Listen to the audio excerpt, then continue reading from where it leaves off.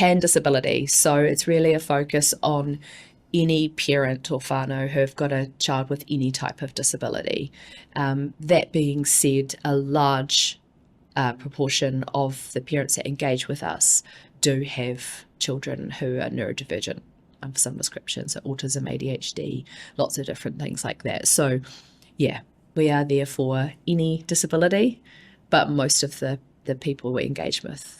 Yeah, I mean, I think that's such a great point, and I've got personal experience of that as well. So when I first found out our son was autistic, and I mean, a slightly different journey because we'd been through the hospital system with him for quite a number of years first before we then got the intellectual disability autism assessment. But I do remember sort of going, okay, what now? And I do remember getting the pamphlets as well.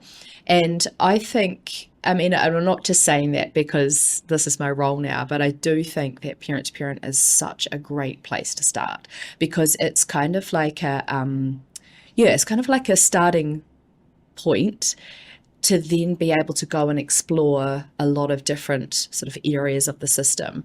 And the reasons I say that is because of, one, the support groups. Parents tend to learn a lot from other parents. I've found out a lot since I've even started in this role. Somebody will say, I remember that one person was talking about going to the optometrist with their child, and they brought it up in the support group, and they were just saying, does anyone have any ideas about what I can do?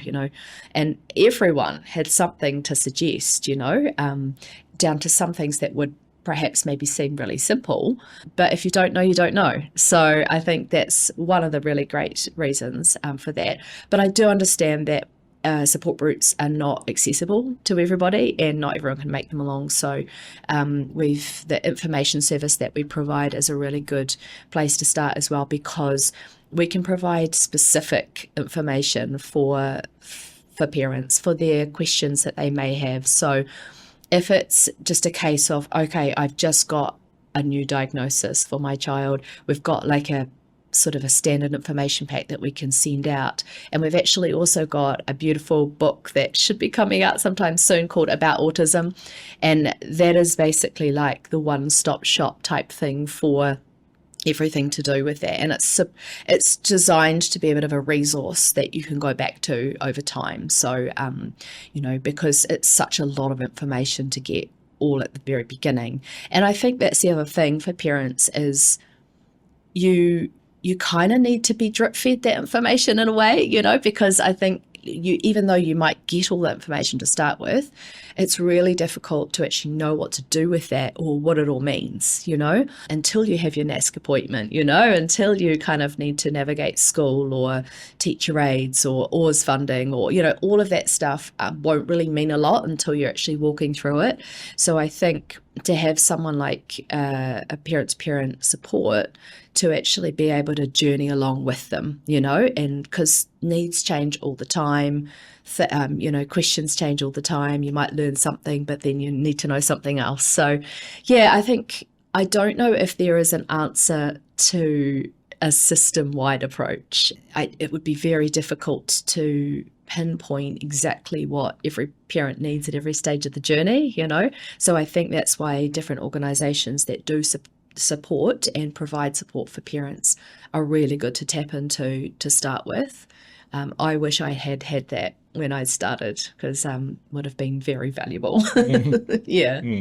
Well, that's a really good point, because like you say, not everybody is going to always need Autism 101, So, and I know there are a lot of different courses and things that you can do out there in different organisations that kind of go through progression. And we've got some resources on our website for the different stages. And we do one of the courses that we do, one of the workshops, Building a Good Life. That is sort of, there's a mixture of material in there, and some of it is aimed towards, what to do transitioning out of school. I think as far as parent to parent, is that what you're sort of asking? Like what do we have available for that at the moment? Yes. Yeah, there are some probably mostly resources on our website, some articles, some videos and things like that, that can help with some of those trickier questions and navigating the in-between stages. But otherwise, our research team can also provide information specific to those stages as well. So it's not just like you can only use them once and you can't go back again. You can keep coming back for different questions. And so it could be a simple question like, how do I navigate puberty with my autistic child? And then they'll give you information specific to that is researched and evidence-based.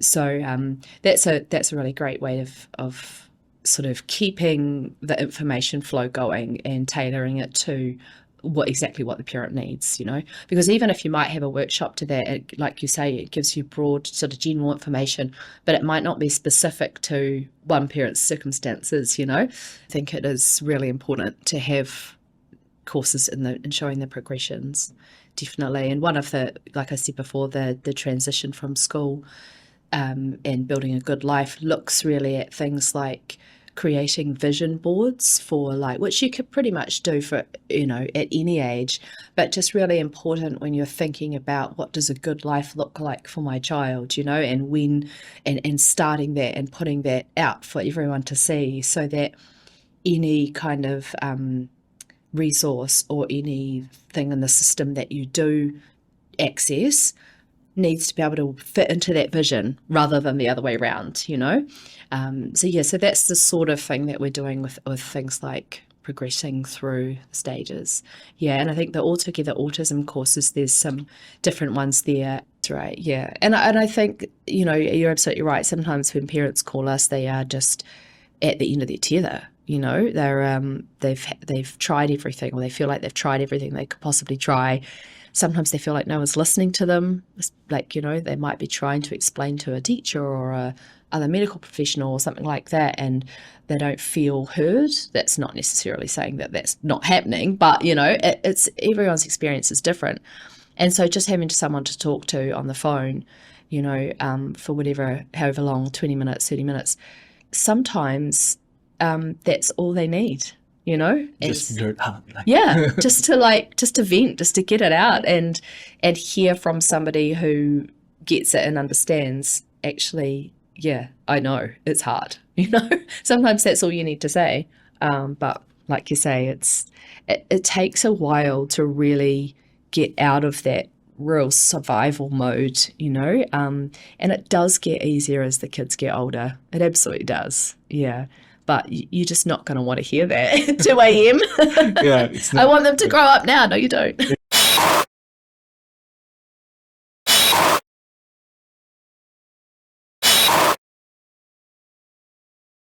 Will you be able to introduce yourself, please?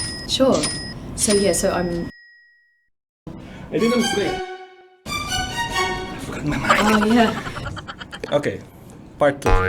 Part 2. Part 2. And action. Tanakoto. The library will be closing in 30 minutes at 7 p.m.